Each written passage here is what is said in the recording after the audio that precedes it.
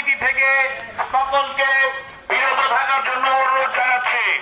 আমরা জানি 14 জানুয়ারি পৌষ সংক্রান্তি এবং এই দিনটি শুধু বাঙালি হিন্দু না, ভারতবর্ষের সকল সনাতনীরা এই দিনটিকে পালন করে। যদিও ভারতের অন্যান্য প্রান্তে এই উৎসবটি আলাদা আলাদাভাবে পালন করা হয়। বাঙালিরা এই উৎসবটি ঢাকঢোল পিটিয়ে কিংবা কীর্তন করে পালন করে।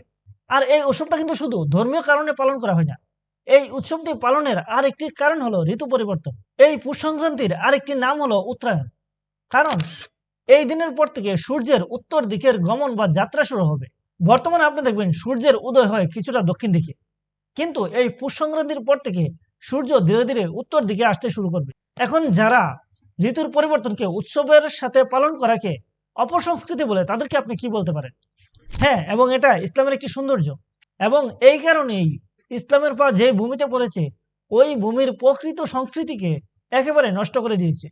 আপনি ইরান কি দেখেন, ইসলামিক রেভলিউশনের আগে পর্যন্ত ইরানের মধ্যে যে একটি নারী ক্ষমতায়ন এবং নারী স্বাধীনতার সংস্কৃতি ছিল, ইসলামিক রেভলিউশনের পরে সেটিকে নষ্ট করে দেওয়া হয়েছে। যে কারণে আপনি ইরানের আন্দোলনকারীদের হাতে এই ধরনের প্ল্যাকার্ড দেখতে পারবেন।